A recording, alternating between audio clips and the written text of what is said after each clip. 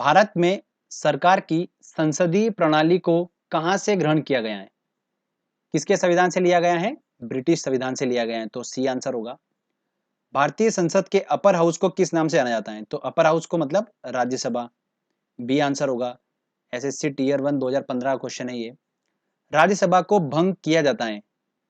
राज्यसभा चूंकि स्थायी सदन है तो भंग नहीं किया जा सकता, तो देखिए उपयुक्त में से कोई नहीं, डी आंसर होगा।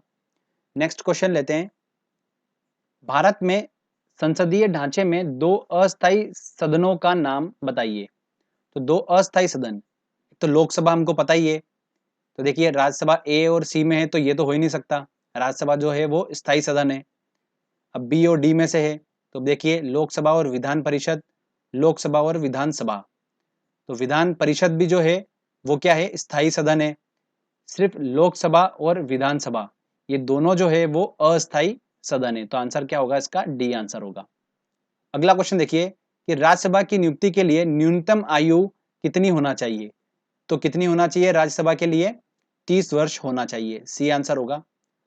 भारतीय संसद के संयुक्त सत्र की अध्यक्षता कौन करता है? तो संयुक्त सत्र बुलाने का काम करता है राष्ट्रपति, और उसका अध्यक्षता कौन करता है? लोकसभा का अध्यक्ष ही करता है, तो क्या आंसर होगा? सी आंसर होगा।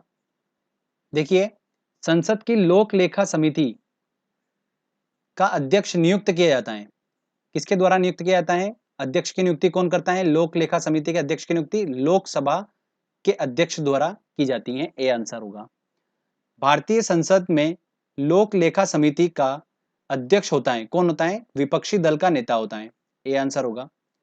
राज्यसभा के सदस्यों का सेवा काल कितना होता है? तो देखिए राज्यसभा के सदस्यों का सेवा काल कितना होता है? 6 वर्ष होता है। अगर लोकसभा की पूछते तो 5 साल होता। ओके, ध्यान रखिएगा, इंपॉर्टेंट क्वेश्चन है। चलिए अगला क्वेश्चन देखते हैं। मंत्रिपरिषद सामूहिक रूप से किसके प्रति उत्तरदायी है? तो किसके प्रति उत्तरदायी है मंत्रिपरिषद? लोकसभा के प्रति उत्तरदायित्व है, मैंने आपको बताया था। संसद में शामिल है, संसद के अंग पूछे, देखिए कौन कौन होंगे? राष्ट्रपति होगा, लोकसभा होगा और राज्यसभा होगा, तो ऑब्वियस सी बात है ए आंसर होगा। हाउस ऑफ द पीपुल को लोकसभा का नाम किस वर्ष में दिया गया था? तो 1954 में दिया था, तो ए आंसर होगा। चलिए नेक्स्ट क्वेश्चन लेते हैं। देखिए क्वेश्चन, निम्नलिखित में से कौन भारत में कानूनों को बनाता है? तो कौन बनाता है? मैंने आपको देखिए राष्ट्रपति वाले लेक्चर में भी बताया था, तो कौन बनाता है? राष्ट्रपति और संसद के दोनों सदन मिलकर, तो क्या आंसर होगा? सी आंसर होगा। स्वतंत्र भारत की लोकसभा का पहला अध्यक्ष कौन है? देखिए कितना इंपॉर्टेंट क्वेश्चन है। पहले अध्यक्ष कौन थे? जीवी मावलंकर थे, तो डी आंसर होगा। वह प्रधानमंत्री कौन है जिन्होंने अपने कार्यकाल के दौरान संसद के अधिवेशन सत्र में भाग ही नहीं लिया? तो वो कौन है? चौधरी चरण सिंह थे, तो डी आंसर होगा। नेक्स्ट क्वेश्चन देखते हैं। भारतीय संविधान के अनुसार संसद के दोनों सदनों का अधिवेशन एक वर्ष में कम से कम कितनी बार बुलाना जरूरी है? 2 बार बुलाना जरूरी है, तो सी आंसर होगा। संसद के किसी सदन के 2 सत्रों के बीच अंतराल किससे अधिक नहीं होना चाहिए? तो 6 महीने से अधिक नहीं होना चाहिए, तो बी आंसर होगा। यदि संसद किसी विशिष्ट उद्देश्य के लिए कोई समिति नियुक्त करे तो उसे क्या बोलेंगे हम? एडॉक कमेटी बोलेंगे, तदर्थ समिति, मैंने आपको बताया था, तो आंसर क्या होगा इसका?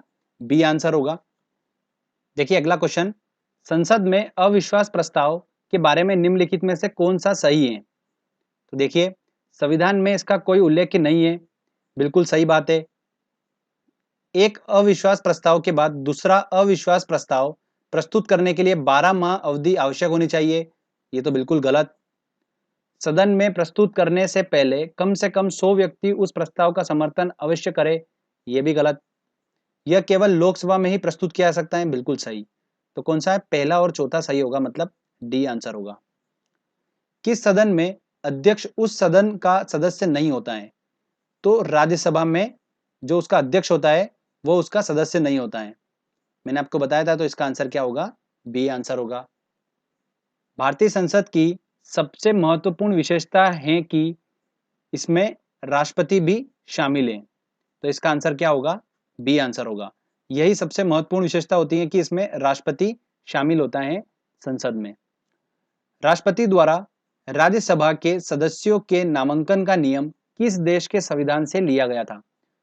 तो देखिए राष्ट्रपति जो है वो 12 सदस्य मनोनीत करता है राज्यसभा में। ये चीज किसके संविधान से ली गई है? ये लिया गया है आयरलैंड के संविधान से, तो इसको आपको ध्यान रखना है।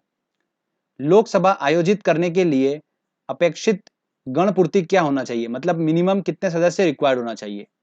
तो कितने होना चाहिए? 1/10 सदस्य। सी आंसर होगा। देखिए अगला क्वेश्चन काफी इंपॉर्टेंट है। भारतीय संविधान के अधिकांश उपबंधों का संशोधन किया सकता है, मतलब संविधान में संशोधन कौन कर सकता है? तो राज्य विधानसभाओं द्वारा एक साथ मिलकर?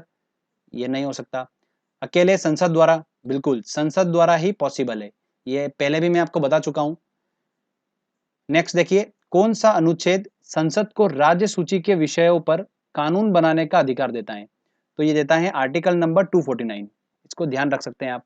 देखिए दोस्तों अगला क्वेश्चन है, लोकसभा के निर्वाचित सदस्यों की अधिकतम संख्या हो सकती है, कितनी हो सकती है? तो मैंने आपको बताया था मैक्सिमम सदस्य कितने हो सकते हैं? 552 सदस्य हो सकते हैं। इसमें से 2 जो होंगे वो राष्ट्रपति मनोनीत करेगा आंग्ला समुदाय के।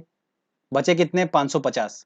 550 में से देखिए 530 जो होते हैं वो राज्यों से निर्वाचित होंगे और केंद्र शासित प्रदेश से कितने होंगे?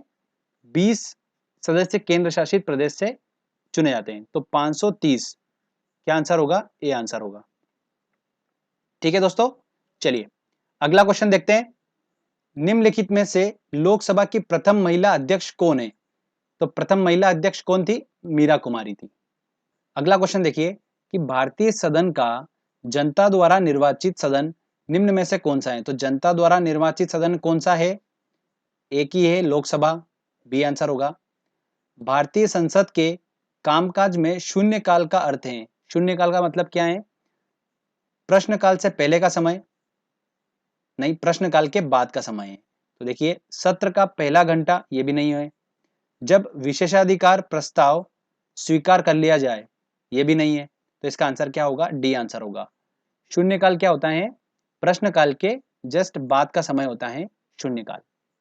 ओके फ्रेंड्स, तो देखिए यहाँ पर हमारा ये टेस्ट का सेशन जो होता है वो कंप्लीट होता है। तो आई होप आपने मैक्सिमम क्वेश्चंस अच्छे से टिक करे होंगे, बिल्कुल सही सही। और मैं बोल सकता हूँ कि आपको एग्जाम में इन्हीं क्वेश्चंस में से देखने को मिलेंगे। तो फ्रेंड्स अगर आपको वीडियो अच्छा लगा है तो जल्दी से वीडियो को लाइक करिए, दोस्तों के साथ शेयर करिए और कमेंट करके बताइए मुझे कि वीडियो कैसा लगा। अगर आपने अभी तक चैनल को सब्सक्राइब नहीं करा है तो सब्सक्राइब भी कर लीजिए, क्योंकि इस तरीके के वीडियो जब भी मैं अपलोड करूंगा आपको उसका बेनिफिट मिलता रहेगा। तो फ्रेंड्स मिलते हैं अगले वीडियो में। जय हिंद, जय भारत।